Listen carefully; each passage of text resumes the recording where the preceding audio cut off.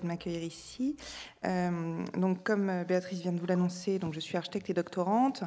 Ma thèse, que je vais enfin bientôt finir, porte donc sur la doctrine du service des monuments historiques dans l'entre-deux-guerres.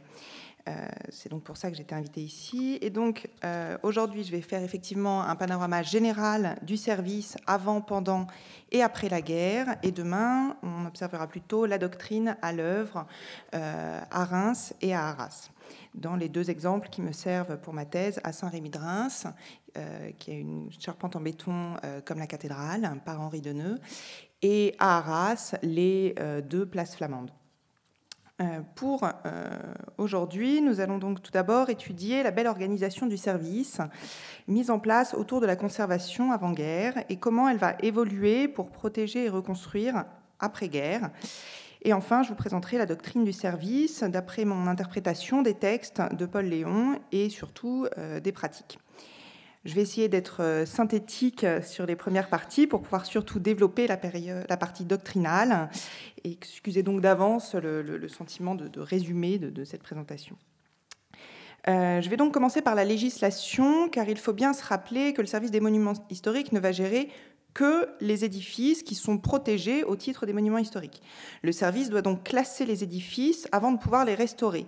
Et donc parfois, comme nous le verrons sur Arras tout à l'heure, classer des édifices détruits pour pouvoir les reconstruire. Heureusement, quelque part, nous sommes juste après la loi de 1913. Les décrets d'application ne sont même pas encore préparés, mais le classement est quand même facilité. Pourquoi, comment? Nous allons donc commencer par un petit retour en arrière. Tout d'abord, la fondation du service a été complexe, avec la ribambelle de commissions pendant puis après la Révolution, sur laquelle je ne reviendrai pas, à part pour faire deux remarques. Premièrement, le terme classement, qui est quand même un peu particulier, puisque en fait, l'idée du service part de l'idée de l'inventaire, comme on en faisait beaucoup à l'époque, on est dans la grande période de Cuvier. Donc, on est dans une première idée de faire un grand classement des édifices à protéger par l'État. Et donc là, qui dit inventaire dit catégorie. Mais donc, il est très difficile d'imaginer les catégories. Est-ce qu'il faut protéger les édifices vraiment importants historiquement ou ceux importants esthétiquement, ceux qui sont juste très grands, ceux qui sont stylistiquement unitaires, ce qui est quand même une idée qui va rester longtemps dans le service. Est-ce qu'il faut plutôt ne protéger que ceux qui sont en mauvais état, ce qui était un peu l'idée aussi à la base, que ceux qui nécessitent une aide financière de l'État. Donc comment est-ce qu'on priorise ces catégories, comment est-ce qu'on fabrique ces catégories? Le choix finalement était de ne pas faire de catégories, de ne faire qu'une seule classe, les édifices classés. Et donc c'est comme ça qu'on se retrouve avec un terme qui fait appel à des catégories alors qu'on n'a qu'une seule classe, les édifices classés, par la première liste des monuments historiques de 1840, qui sera chaque année ou presque augmentée. Deuxième remarque, la fondation du service a été très longue, mais celle de sa législation encore plus, puisqu'il faut attendre 1887 pour avoir la première loi monuments historiques. Donc on a une première liste des monuments historiques en 1840. Dès les années 1830, la commission lance déjà des travaux de restauration, mais il faut attendre donc 1887 pour qu'il y ait réellement une loi qui s'attache à cette histoire. La première loi, la loi de 1887, va donc définir un petit peu qu'est-ce que c'est qu'un édifice classé, et on va décider que ce sont les édifices dont la conservation peut avoir, au point de vue de l'histoire ou de l'art, un intérêt national. Il faut bien se rendre compte que cette loi ne s'attache qu'aux édifices qui sont des propriétés publiques, puisqu'il est déjà extrêmement difficile pour les monuments historiques de faire respecter cette loi. C'est-à-dire que les collectivités locales ont tendance à considérer que les édifices leur appartenant, c'est à elles de les gérer. Et ce n'est pas un architecte parisien missionné par une commission parisienne qui va faire les travaux localement. Donc cette loi, c'est déjà pour permettre, pour donner du poids finalement à la commission, pour leur donner du poids face aux collectivités locales. Et donc les de temps à autre, la commission des monuments historiques essaye de classer des édifices privés, mais il suffit que le propriétaire fasse une simple demande pour que l'édifice ne soit plus classé. La loi de 1905, alors là on peut se demander qu'est-ce que la loi de séparation de l'Église et de l'État fait dans la législation patrimoniale. Eh bien c'est simple, c'est que jusque-là les églises faisaient partie de l'État, mais donc les églises étaient gérées par un service spécifique qui était le service des diocésains, qui était donc un service un petit peu parallèle au service des monuments historiques et à celui surtout des bâtiments civils et palais nationaux. Et donc, il y avait un certain nombre d'architectes attachés à ce service qui géraient les édifices. Tous les travaux étaient gérés par un financement public spécifique, etc. Avec la séparation de l'Église et de l'État, on se retrouve dans un système où toutes les églises se retrouvent à être des propriétés publiques des collectivités locales. Donc ce sont en général les municipalités qui sont propriétaires et l'Église est affectataire. Et donc, ça va poser des grandes questions. Et déjà, rien que pendant la rédaction de la loi, l'un des très grands débats va être, attention, si la mairie, finalement, est propriétaire de l'église, est-ce qu'il va réellement bien protéger l'édifice? Qu'est-ce qu'il va s'en passer? Il y a la grande peur qui va être assez réaliste, puisque... je ne sais pas si c'est une légende urbaine ou si c'est la réalité, mais on dit toujours que le lendemain de la loi, un maire communiste a fait exploser le clocher de son église en disant « Oui, vous êtes affectataire du lieu, je ne peux pas vous casser l'église, mais le clocher qui sonne tous les matins et qui est un peu dangereux structurellement, il ne vous sert à rien, donc on le fait sauter ».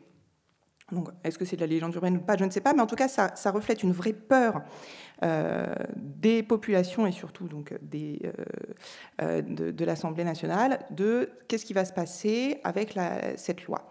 Ils vont donc prévoir un certain nombre de garde-fous pour empêcher un petit peu ce genre de destruction malencontreuse.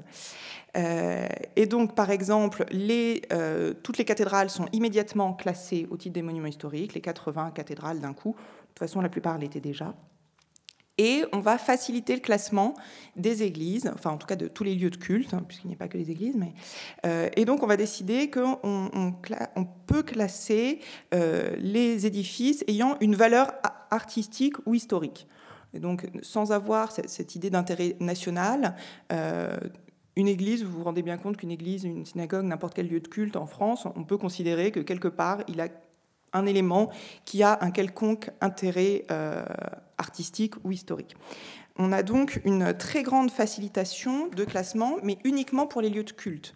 Ce qui fait que dans un État nouvellement laïque, il est beaucoup plus simple de classer un édifice du culte qu'un édifice laïque, ce qui va poser par la suite des problèmes. Il va donc y avoir une grande phase de classement d'églises, justement par peur des destructions potentielles. Cette peur, il faut bien se rendre compte que, bon, d'un côté, elle est réelle, puisqu'il va y avoir des destructions. Et puis, il va y avoir aussi, du coup, tout un mouvement nationaliste et artistique mené par Maurice Barrès, qui va faire une grande pétition des artistes et son fameux livre « La grande pitié des églises de France », qui va exprimer l'idée, qui va mettre en œuvre cette grande idée qui va sûrement vous rappeler des choses, que la France, qu'est-ce que c'est que le paysage français? C'est une colline verdoyante en haut de laquelle vous avez un petit village et dont dépasse le clocher. Et que ça, c'est l'image de la France, parce qu'évidemment, il ne peut pas se rattacher aux racines catholiques ou autres dans son discours en période de séparation de l'Église et de l'État. Mais par contre, il va faire cet appel à cette image d'Épinal de la beauté de la France, c'est ce petit village avec le clocher qui dépasse, et que donc on ne peut pas détruire ces clochers, puisque ce serait détruire l'image artistique de la France, de la beauté de la France, etc. Et on retrouve bien cette idée encore aujourd'hui dans les affiches politiques. Mais donc c'est tout un système qui va être mis en place aux alentours donc de la loi de 1905, qui va permettre donc de protéger plus spécifiquement les lieux de culte. On passe ainsi d'une liste des monuments historiques qui était relativement restreinte, puisque sur toute la fin du XIXe siècle, on est à 1700 édifices classés, en 1914 à 4400 édifices classés. Et donc on se retrouve avec une liste d'édifices dont plus de la moitié sont des églises. Ce qui fait du coup est un petit peu difficile donc pour l'État laïque. Et par ailleurs, on a aussi donc tous les architectes diocésains qui se retrouvent versés quelque part au service des monuments historiques. Il va donc y avoir la loi de 1913 qui va être mise en place de façon à pouvoir un petit peu rétablir ses forces, à pouvoir enfin s'appliquer aux propriétés privées, etc. La loi de 1913, qui jusqu'à il y a peu était encore la loi en service pour le patrimoine en France, permet d'être appliquée aux propriétaires privés. On est quand même 88 ans après la célèbre phrase de Victor Hugo en 1825, qui disait « Il y a deux choses dans un édifice, son usage et sa beauté.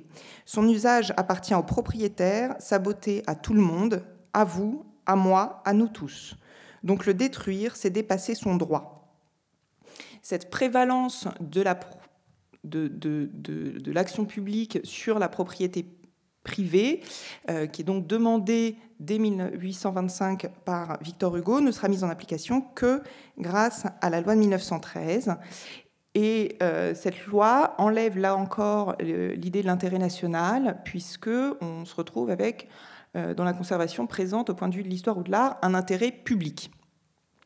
Ce qui permet d'élargir énormément le classement. Et par ailleurs, l'autre intérêt de la loi de 1913, c'est de rajouter le deuxième niveau de classement. Donc on se retrouve, grâce à cette loi, avec un inventaire à deux niveaux, c'est-à-dire le classement, puisque là, ils ont décidé de ne pas changer de terme, et de fabriquer un inventaire supplémentaire. D'où la création de cette terminologie qui, là encore, est assez difficile pour les non-sachants en architecture, qui se demandent toujours qu'est-ce que c'est que cette histoire de classement et d'inscrit à l'inventaire. Eh bien, c'est ça, c'est cette longue histoire de la législation qui amène à avoir des terminologies un peu particulières. On a donc alors qu'à la base, donc, on avait une idée d'avoir une liste restreinte et finie des édifices, ce qui était l'idée au départ, lorsqu'on fait la première liste en 1840, avec une liste de monuments restreints, juste d'avoir des archétypes stylistiques pour l'histoire de l'art, alors que, suite à la loi de 1905 et surtout celle de 1913, on arrive à plutôt une idée d'une liste sans fin, puisque finalement, plus aucune époque n'est proscrite, ni style, ni typologie, et donc beaucoup de choses, en tout cas, peuvent être classées ou inscrites, évidemment. Pour ce qui est de l'organisation du service, bien que beaucoup plus simple qu'aujourd'hui, le service reste relativement complexe. En effet, donc le service des monuments historiques dépend du bureau d'architecture, qui est de la division d'architecture, qui est fondée en 1907 et qui est l'ancêtre de la direction du patrimoine que l'on a aujourd'hui, et qui est partie prenante donc du sous-secrétariat aux Beaux-Arts. Pendant toute la Troisième République, on aura soit la direction des Beaux-Arts, soit le sous-secrétariat aux Beaux-Arts, soit les deux. Ça dépendra des volontés politiques. Et qui est cette direction, c'est vraiment l'ancêtre du ministère de la Culture, qui est donc à l'époque dépendant du ministère de l'Instruction publique. Paul Léon, dont j'étudie les textes de doctrine dans le cadre de ma thèse, est avant-guerre le chef du bureau d'architecture, puis le directeur des Beaux-Arts après. Il chapeaute donc de fait le service des monuments historiques et il préside la Commission supérieure des monuments historiques. S'il est intéressant à étudier dans le cadre d'une recherche architecturale sur l'histoire du patrimoine, c'est que malgré ses titres ronflants, il s'est surtout intéressé au service des monuments historiques, dont il a écrit entre autres l'historiographie, et pour lequel il a fait de nombreux textes, articles de propagande, discours de doctrine, etc. Il a été reconnu de son vivant pour sa contribution au service, lorsqu'il est évincé de la direction des Beaux-Arts en 1932, on lui crée un poste de professeur au Collège de France sur l'histoire de l'art monumental, et on l'intègre à la commission des monuments historiques, où il siégera régulièrement jusqu'à sa mort. Le service a depuis sa création deux missions principales. D'un côté, l'inventaire des monuments, et de l'autre, l'entretien et la restauration de ces monuments. Le service est organisé petit à petit, tant dans sa législation, comme nous venons de le voir, que dans la définition et la formation de ses personnels. Après, l'histoire du service commence quand même par la création d'un poste, du poste d'inspecteur général, avant même la constitution de la commission en 1837. Donc on a vu la première liste des édifices, la première loi. La première loi de 87, elle arrive en même temps que la fondation de cette école, avec la fondation de l'école de Chaillot pour former les architectes à l'histoire de l'architecture. Le premier concours d'ACMH arrive en 1893, et donc avec le bouleversement de l'arrivée des personnels du service des diocésains lors de la suppression du service en 1905, il va y avoir un décret en 1907 qui organise de façon beaucoup plus claire et stable le service jusqu'aux lois de décentralisation. Le décret de 1907 apporte un statut précis à tous les personnels du service. Il institue aussi définitivement que les inspecteurs, membres de la commission, ne peuvent plus réaliser de travaux, ce qui était le cas. On sait bien que Viollet-le-Duc était inspecteur général des monuments historiques et architecte en chef des monuments historiques et architecte diocésain. Là, avec cette loi, avec ce décret, on décide réellement que les inspecteurs ont leur rôle d'inspecteur, qu'ils surveillent, qu'ils chapeautent un peu les services, mais ce n'est plus eux qui font des travaux, même si dans certains cas, ils pourront continuer certaines réalisations. Par ailleurs, l'un des grands changements de ce décret, c'est que les crédits voués à l'entretien ne sont plus contrôlés par la commission. C'est-à-dire que, dans une certaine limite, on encourage les architectes ordinaires à réaliser des travaux d'entretien dans l'espoir d'avoir un plus faible recours aux grandes restaurations, puisque vous vous rendez bien compte que donc dans la première, entre 1905 et 1914, on a plus que doublé le nombre d'édifices protégés, sans avoir réellement augmenté le budget. Donc une partie du budget des diocésains leur est revenue, mais pas complètement, ce qui fait qu'on a des graves problèmes budgétaires au service des monuments historiques. Les grandes restaurations, comme on en faisait au XIXe siècle, ne sont plus du tout une option. On va donc essayer de plutôt promouvoir un entretien régulier. Donc, nous avons d'une part le personnel spécifique à l'inventaire, sous la direction toujours de l'inspecteur, et d'autre part, les architectes réalisant les travaux d'entretien et de restauration. Tous sont sous la direction des inspecteurs généraux. La commission nationale, dont sont membres des représentants de la tutelle et les inspecteurs, comprend aussi des historiens de l'art, des archéologues, des représentants des sociétés savantes ou des élus. Les architectes en chef sont généralement d'anciens élèves issus de l'école des Beaux-Arts et des cours de Chaillot. La plupart ont fait les deux. Ils ont réussi le concours, dont la trame générale est sensiblement la même qu'aujourd'hui. Ils vivent de manière générale à Paris et gèrent une circonscription dans laquelle ils se rendent régulièrement. Tous les architectes de la première reconstruction ont suivi cette carrière, Henri Deneux, Pierre Paquet. Ils proposent et gèrent les restaurations sous la tutelle et la supervision de l'inspecteur. Ils ont la plupart du temps, pour les soutenir, des architectes ordinaires. Donc l'architecte ordinaire des monuments historiques réside en circonscription, il surveille les travaux et il est responsable de l'entretien des édifices. Ils sont nommés, eux, sur proposition et donc à la discrétion de l'architecte en chef et de l'inspecteur, pour une durée de 4 ans. Certains d'entre eux passeront le concours pour devenir ACMH. Leur statut évoluera en 1946 pour devenir celui d'architecte des bâtiments de France. L'un des plus connus dans l'histoire de la première reconstruction est Max Saint-Saulieu, qui protège la cathédrale de Reims à partir de 1915, relevant au jour le jour, avec le cardinal Luçon, les bombes qui touchent la cathédrale. Après cette longue mise en contexte du service, nous voyons donc qu'au début de la guerre, le service des monuments historiques, malgré ses 80 ans d'exercice, vient tout juste de se munir d'une organisation précise, d'une législation spécifique et d'un personnel complet formé en conséquence. Enfin, avant de nous lancer dans la guerre, un dernier élément essentiel de la reconstruction qui apparaît avant-guerre, c'est l'arrivée du béton armé. Non seulement dans la construction, on se souvient de l'édification de Saint-Jean-de-Montmartre par Anatole de Baudot, commencée en 1894, mais aussi dans la restauration. En effet, jusqu'alors, pour la majorité des problèmes de structure, affaissement, etc., la technique consistait en une dépose générale, parfois de tours entières, puis une restauration et un remontage, ce qui était toujours sujet, évidemment, à la méfiance sur l'arbitraire de la reconstruction. Anatole de Baudot, digne élève de Viollet-le-Duc dans son attention à l'usage des moyens techniques les plus modernes, introduit l'usage du ciment armé, comme on disait à l'époque, en 1902.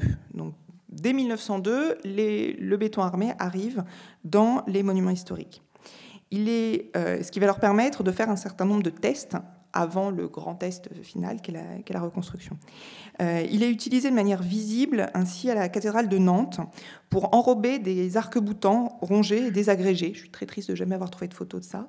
Mais comme l'explique Paul Léon, le résultat apparut si désastreux pour l'aspect général du monument qu'il fallut rétablir l'état antérieur. Dès lors, l'utilisation du ciment armé a été strictement limitée aux travaux cachés. Consolidation, couverture, voûte, charpente, plancher, fondation, etc. On assure ainsi la solidité sans modifier le caractère, l'apparence extérieure, le témoignage historique. Donc, ce genre de point de vue, on y reviendra sur la partie doctrine. Mais donc, ce qui est important, c'est que dans la dizaine d'années précédant la guerre, le ciment, éventuellement armé, va être utilisé de plus en plus largement dans le cadre des travaux sur les monuments historiques. Ainsi, il n'est pas nouveau pour le service dans la reconstruction. Ce qui est nouveau, c'est l'ampleur, évidemment, de l'usage et son utilisation générique pour la construction non monumentale. Alors, on va donc passer à la guerre. J'ai repris la même image que vous tout à l'heure, puisque donc la Belgique est envahie rapidement dès la fin août 1914. Le passage à travers la Belgique des troupes allemandes a été très très destructeur. Ce qui a beaucoup marqué les gens, ce sont l'incendie de la bibliothèque de Louvain et la destruction simple et de manière très rase de nombreuses villes. À leur arrivée en France, les Allemands vont occuper la ville de Reims le 4 et on craint assez vite que Paris ne soit elle aussi occupée. Mais la bataille de la Marne va repousser les Allemands et dès le début septembre, qui permet un repli des troupes et la stabilisation du front. Très rapidement, donc, on a la guerre des tranchées qui se met en place.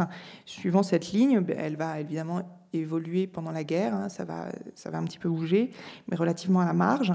Et l'incendie de la cathédrale de Reims en 1919, en 1914, le 19 septembre, va marquer réellement ce début de guerre des tranchées. Il faut bien se rendre compte qu'il n'y a rien à... Enfin, que les deux guerres mondiales, même si elles ont le même nom, plus ou moins, sont très différentes, tant par leur déroulement et leur implication politique, évidemment, que par les pertes humaines, les destructions architecturales. On sait très bien que les décès touchent aussi bien les civils que les militaires et tous les âges lors de la Seconde Guerre mondiale, alors que pendant la première, les décès vont être surtout des soldats, donc en général des hommes jeunes dans les tranchées, ce qui va marquer toutes les familles françaises ou presque. De même, à la Seconde Guerre mondiale, les destructions seront réparties sur l'ensemble du territoire, certaines villes étant quasiment intégralement rasées, d'autres pas ou peu touchées.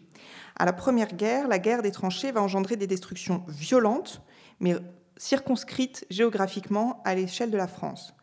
Ainsi, c'est sur cette ligne de front que vont avoir lieu les plus grandes destructions. Tout ce qui existe sur cette ligne, sur plusieurs kilomètres d'épaisseur, vont être intégralement rasés. Il va effectivement y avoir toute une politique de la guerre de la terre brûlée, comme vous le disiez, lors de la retraite. Et après, à part ces villages, donc, c'est les villes qui vont être touchées. Côté français, mais de manière donc assez diverse. C'est-à-dire que côté français, les villes vont être pilonnées régulièrement par l'artillerie allemande. Au début de la guerre, elles vont vraiment viser les points hauts, tout ce qui pourrait servir d'observatoire, donc les beffrois, les clochers, vont être rasés de manière systématique en début de guerre, puis les gares et les ponts, assez rapidement aussi, et à la fin de la guerre, ils vont juste pilonner de manière très large pour casser le moral des troupes et gêner l'organisation des troupes à l'arrière. Et donc, il faut vraiment voir qu'il y a une spécificité des destructions de la Première Guerre mondiale, puisque on a donc la grande majorité de la France qui n'a pas été touchée du tout.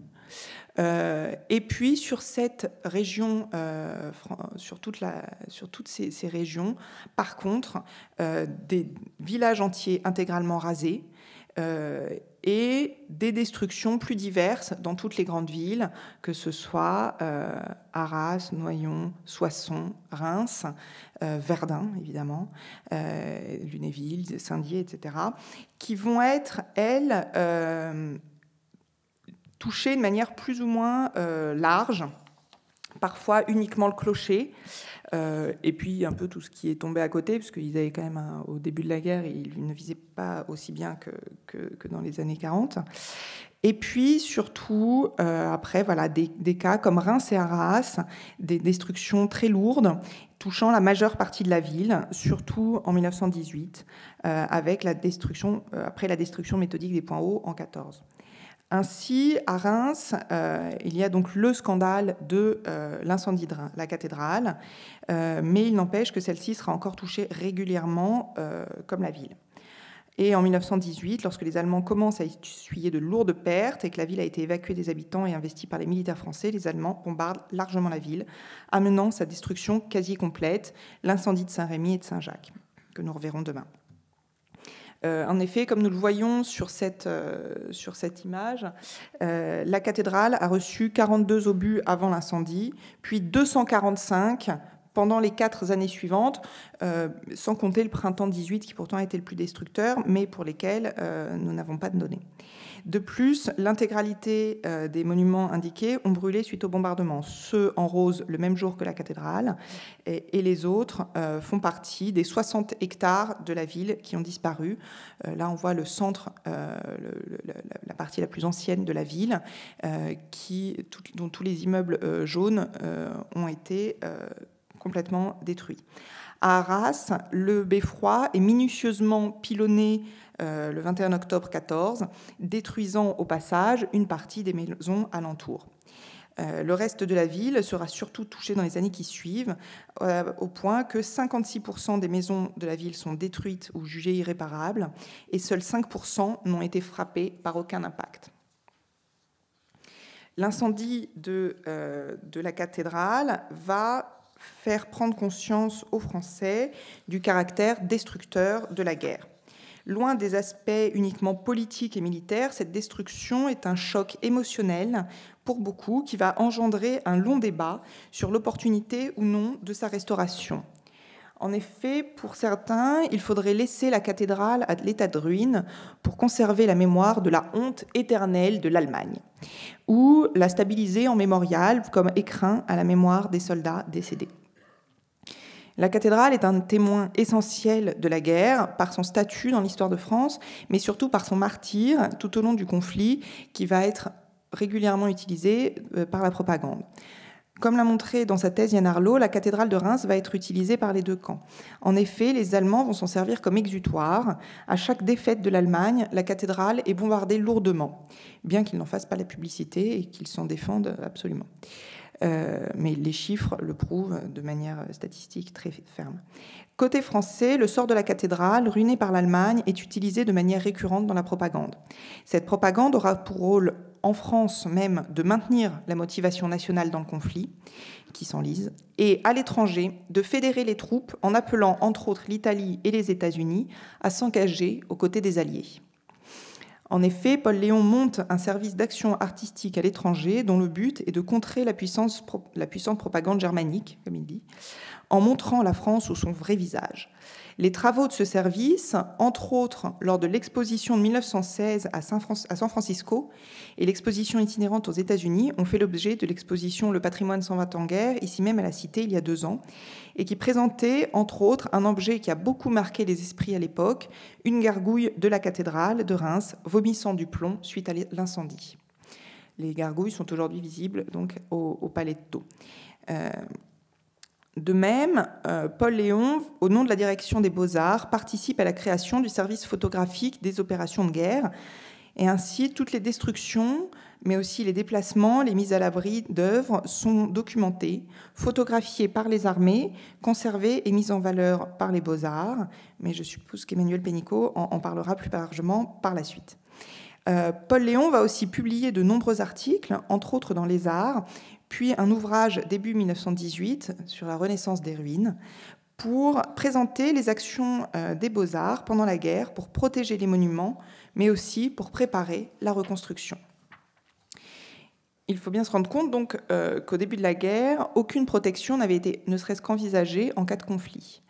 Paul Léon raconte ainsi que le déplacement des œuvres se fait sans ordre et difficilement au début, avec une mise à l'abri des œuvres auxquelles on pense, puis qu'on va chercher par la suite, et que par exemple, lorsque au tout début de la guerre, le gouvernement fuit à Bordeaux quelques semaines, le ministre de l'Instruction publique part avec dans un sac de cuir à la main les bijoux de la couronne. Donc on voit bien qu'aucune préparation n'était faite, mais très vite, les œuvres sont déposées et déplacées dans des dépôts à l'arrière, qui vont être régulièrement déplacés en fonction de l'avancée ou pas des Allemands. Et les monuments immobiliers, eux, vont être protégés par des sacs de sable. Les vitraux et les orgues vont être démontés et des dépôts lapidaires vont être mis en place. Il faut bien voir que, typiquement, à la cathédrale de Reims, les démontages vont se faire et les mises en protection vont être extrêmement complexes, puisque dès que les Allemands voyaient des mouvements autour de la cathédrale, ils renvoyaient des bombes. Ainsi, les vitraux qui n'ont pas explosé lors de l'incendie vont être déposés de nuit dans le brouillard, en rappel, puisqu'il est impossible de monter un échafaudage. Donc l'artisan qui accepte de faire ça va descendre en rappel la cathédrale pour déposer les vitraux. Donc on imagine bien les conditions extrêmement dangereuses qui ont permis la conservation et la protection d'un certain nombre de chefs-d'œuvre architecturaux. Pour ce qui est de la préparation de la reconstruction, elle se fait sur plusieurs fronts pour les Beaux-Arts. D'une part, la préparation des populations, en multipliant les articles et ouvrages pour convaincre de la nécessité de restaurer les monuments historiques, point sur lesquels nous reviendrons sur la doctrine. D'autre part, la préparation administrative, en multipliant le classement des édifices et la mise au point d'une législation spécifique sur les dommages de guerre. De plus, André Ventre réalise de nombreux relevés d'architecture rurale dans les provinces dévastées. Des concours et expositions sont organisés pour préparer pratiquement la reconstruction. Ainsi, on a entre autres une exposition d'architecture légère et temporaire aux Tuileries, etc. Mais on a surtout un concours d'architecture régionaliste sur la base des relevés d'André Ventre, dont on voit ici une des planches, ce concours a pour idée de préparer des modèles de fermes et autres édifices ruraux, conservant des caractéristiques régionales, mais avec les apports de l'hygiène moderne, évidemment. Ces relevés et toutes les planches de ces concours ne seront malheureusement que très peu réutilisés. Autre type de relevé, Henri Deneux, donc qui est l'architecte en chef responsable de Reims et de sa région, qui lui a un attrait personnel particulier pour les charpentes et son étude, et qui va être missionné pendant la guerre pour faire un relevé de charpente pour préparer la couverture de la cathédrale. Il va donc pouvoir faire de nombreux allers-retours dans la zone dans les zones de guerre pour pouvoir imaginer et relever toutes les charpentes qui sont à risque, qui risquent d'être détruites par la suite. On peut remarquer qu'il prend grand soin d'étudier le système de Philibert Delorme à Blois, dont on reparlera demain. Nous voyons donc ainsi que pendant la guerre, bien que les travaux ne puissent pas encore commencer et que même les mises en protection sont réalisées parfois dans des conditions périlleuses, les beaux-arts et les monuments historiques sont très actifs dans divers secteurs, protection tant in situ que symbolique et légale, par le classement, la propagande, mais aussi la préparation technique et pratique comme émotionnelle de la reconstruction. Dès le début de la guerre, la loi sur les dommages de guerre est préparée et précisée jusqu'à sa version définitive de 1919. L'idée est que tous les dommages soient réparés ou remplacés par des édifices de qualité équivalents, mais en améliorant l'hygiène. Les problématiques financières sont éludées dès le début de la guerre, puisque, en se référant au précédent de la défaite de 70, il est évident pour les Français que les Allemands paieront les réparations, et qu'en attendant, la solidarité nationale permettra de lancer les travaux. Même si on sait aujourd'hui qu'en réalité, seule une très petite partie a été remboursée, mais de toute façon, les dommages de guerre ont permis le financement de la reconstruction. Par ailleurs, la loi Cornudet paraît au même moment, qui prévoit que toutes les grandes villes de France doivent se doter d'un plan d'aménagement, d'extension et d'embellissement. Cette loi est relativement peu appliquée par ailleurs, mais elle permet aux villes touchées par la guerre de projeter la reconstruction. Ainsi, Reims et Arras, par exemple, sont rebâtis sur un plan légèrement différent. Comme on peut le voir ici à Reims, dont le chœur ancien avait été extrêmement touché, un certain nombre de places apparaissent, de grandes diagonales sont créées dans la ville et certaines rues sont rendues beaucoup plus droites et bien élargies. De même, à Arras, qui elle est un petit peu moins, enfin, les édifices sont très touchés, mais elle est moins touchée dans ses structures vives de manière plus sporadique et moins complète. Et donc, un certain nombre de rues sont vraiment élargies, rendues beaucoup plus droites. Un certain nombre de toutes petites ruelles disparaissent de façon à faciliter, donc, comme vous disiez juste avant, à faciliter le transport en voiture et là encore, l'hygiène, la respiration sur les places.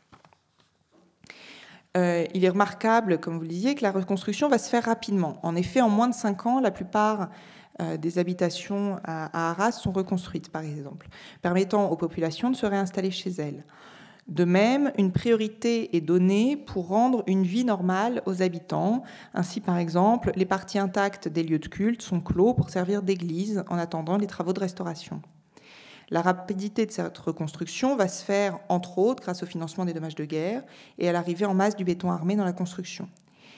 Les belles propositions régionalistes vont souvent être oubliées, n'étant pas vraiment récupérées par le ministère de la Reconstruction. Vous posiez tout à l'heure une question sur la politique. Il faut bien se rendre compte qu'il y avait donc un ministère de la Reconstruction qui va gérer les finances des dommages de guerre et en fait, chaque propriétaire doit faire une demande et on la lui finance. Il n'y a donc pas de grande politique qui est menée dessus, puisque la seule demande, les demandes vont tellement vite, les gens sont tellement pressés, il ne va pas vraiment y avoir d'idée de prescription architecturale. Les Beaux-Arts auraient aimé qu'on fasse des prescriptions architecturales régionalistes, etc. Mais en réalité, le ministère de la Reconstruction, on n'a un peu rien à faire du service des Beaux-Arts et de ses idées. Et ils vont plutôt proposer, ils vont surtout s'intéresser à financer les demandes. Effectivement, on aura un certain nombre de propositions régionalistes qui existent, etc. Donc certains architectes vont s'y référer, mais tous ceux qui vont reconstruire sans architecte ou rapidement n'y feront pas forcément référence. Par contre, ils vont reconstruire effectivement de manière beaucoup plus hygiénique qu'avant, grâce au béton avec des structures beaucoup plus saines, etc. Le déblaiement va être fait très rapidement, tellement rapidement que le service des monuments historiques n'aura pas le temps de surveiller les déblaiements, ce qui va faire qu'ils vont missionner les sociétés savantes locales, surtout à Reims, pour veiller aux démolitions afin d'empêcher autant que possible la mise au gravois des éléments sculptés et permettre ainsi leur récupération pour une éventuelle réutilisation. Mais ça va être fait de manière assez difficile. Et il faut bien se rendre compte que les beaux-arts ne pourront avoir la main que sur ce qui revient à l'escarcelle du service des monuments historiques. Il faut donc que les édifices soient classés pour pouvoir avoir la moindre chance d'être protégés et avoir une restauration donc vraiment réfléchie en termes esthétiques. Sinon, ça dépend vraiment du bon vouloir du propriétaire et éventuellement de son architecte. En ce qui concerne la doctrine, c'est un élément essentiel donc, pour envisager les contours d'une éventuelle reconstruction d'après-guerre. La période phare du service des monuments historiques et ses grands héros, Viollet-le-Duc, Mérimée, Vitet, est toujours bien connue. Mais depuis, il y a relativement peu de travaux de doctrine, à part par Paul Léon dans l'entre-deux-guerres. Et évidemment, depuis la Charte de Venise, il n'y a plus vraiment de texte. Il faut pourtant bien séparer deux choses qui sont souvent mélangées dans les textes de Paul Léon et des autres, qui permettent un peu d'embrouiller le lecteur dans le miel des discours. C'est que d'un côté, la doctrine et de l'autre côté, la justification des pratiques. En effet, il est intéressant de voir que la doctrine française du service n'est jamais vraiment explicitée. Viollet-le-Duc tente une explication de la doctrine dans son fameux article Restauration. Mais toute personne ayant lu plus que la première phrase bien connue a bien vu que d'exemples en contradiction, de grandes règles générales à « sauf si », aucune règle n'apparaît réellement, bien qu'on soit là pour l'unique fois le plus proche d'une doctrine réelle énoncée. Par la suite, dans les textes de Paul Léon, qui sont très clairs, qui sont très didactiques, on ne conclut souvent pas à grand-chose, puisqu'il présente le service comme ayant une pratique très stable, très cohérente. Il utilise de manière très forte et de manière très récurrente le terme de conservation, alors qu'il parle souvent de restitution à l'identique. Enfin, comme souvent à Athènes et puis surtout à Venise, il y a certes une sorte de doctrine, mais d'une part, ce sont plutôt des recommandations. Et enfin, il y a surtout une très large marge d'interprétation, ce qui fait que dans chaque débat patrimonial, tous les intervenants se renvoient la balle de la Charte de Venise. Bref, après pas mal d'années de recherche et d'incompréhension personnelle, à la lecture des textes de Paul Léon, j'en ai conclu qu'il existe une et une seule doctrine générale, transpériode, du service des monuments historiques français, que je pourrais synthétiser ainsi, la conservation de l'aspect du monument, laissant ainsi à la libre interprétation de l'architecte ou de la mode ou de l'époque, quel aspect veut-on conserver ? Celui originel, imaginé par l'architecte du XIIIe siècle, comme faisait Viollet-le-Duc et ses contemporains, celui de l'âge d'or de l'édifice, comme au Palais des Papes, celui avant-guerre ou avant la Révolution. L'importance n'est pas donnée aux matériaux, qui peut être intégralement neuf, comme nous le verrons sur les places d'Arras. Elle n'est pas donnée non plus à la structure, puisque l'on peut remplacer une charpente de cathédrale par une nouvelle forme en béton, mais à l'aspect strictement. L'importance n'est alors pas tant d'en faire un document historique pour apprendre l'histoire, etc., puisque les solutions vicieuses anciennes sont corrigées plus ou moins visiblement, ne permettant pas vraiment l'enseignement, comme on verra demain avec les voûtes de Saint-Rémy de Reims. L'importance est de donner une belle image, que l'aspect soit net, propre et complet souvent. Cette belle image remonte aux origines du service et puisque donc à l'origine du service, on a vraiment l'idée, quand on crée la protection patrimoniale, on est dans une volonté d'écriture d'une histoire nationale qui ne soit plus une histoire centrée sur l'image du roi, mais sur des constructions belles, grandes, ayant fait appel aux plus grandes capacités du peuple, de ses artisans, de ses artistes, pour créer ensemble un monument, certes pour un dieu ou pour un noble quelconque, mais surtout preuve du génie national. Au sortir de la Première Guerre mondiale, c'est toujours cette idée de puissance du peuple français qui pousse à la reconstruction, permettant à Paul Léon d'expliquer que la France monumentale a gardé son vrai visage sans balafre ni cicatrice. Quelque part, l'Allemagne peut essayer de nous toucher, la France monumentale garde son vrai visage. Aujourd'hui, le service poursuit cette doctrine, non plus forcément, j'espère, dans une volonté politique et nationaliste, mais surtout par intérêt touristique. Il faut du beau, du grand, de l'historique propre et neuf pour attirer les visiteurs. Il faut être conscient en tant qu'architecte, que restaurateur, que toute action sur un édifice a une implication sur son histoire, sur ce qu'on donne à lire aujourd'hui, sur ce qu'on pourra en comprendre demain. Car même si l'édifice en lui-même ne permet pas toujours de comprendre l'histoire, effectivement, qu'est-ce qu'on apprend sur l'histoire de l'architecture médiévale en regardant le beffroi d'Arras ? Ce qui est intéressant et important en France, c'est que malgré voilà, ce manque un petit peu de lecture parfois que peut avoir le touriste qui va juste regarder l'édifice, heureusement, on a un service d'archives extrêmement complet avec la médiathèque de l'architecture du patrimoine qui sont extrêmement précieuses, qui permettent une étude souvent poussée pour comprendre vraiment qu'est-ce qui s'est passé, puisque les architectes en chef documentent réellement toutes leurs opérations. Il est un peu dommage que ces archives soient généralement inexploitées, mais elles sont tout de même complètes et permettent donc de conserver cette mémoire de l'édifice. Donner à voir des édifices toujours propres, beaux, neufs, est une écriture spécifique de l'histoire, qui est un point de vue très français. On est alors bien loin des recommandations, certes plus récentes que la première reconstruction, qui est de montrer la marque de notre temps, de la Charte de Venise. Par sa position dominante sur la pratique, la Commission des monuments historiques, en ne dévoilant pas cette doctrine, peut continuer de l'appliquer sans être mise en cause, se parant de sa science réelle, de son expérience éprouvée, pour ne pas avoir à expliquer plus avant ses choix, en tout cas de nos jours. Pendant la première moitié du XXe siècle, le service des monuments historiques a longuement expliqué ses pratiques et ses choix à travers les textes, articles, ouvrages ou discours de Paul Léon. Et c'est ici que l'on voit sa force, puisqu'il écrit des textes entiers de doctrine sans jamais l'expliciter. Mais, par contre, il explique et justifie les pratiques.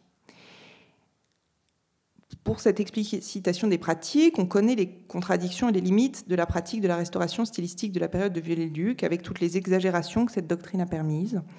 Les inventions 19e, en style 13e, plus vrai, plus authentique que du 13e, pour laquelle je ne citerai qu'un exemple du grand maître, la flèche de Notre-Dame de Paris, reconstruite suite à sa démolition en style 13e siècle, mais 13 mètres plus grande, plus ornée et agrémentée de statues que n'avait jamais eu la flèche originelle du XIIIe.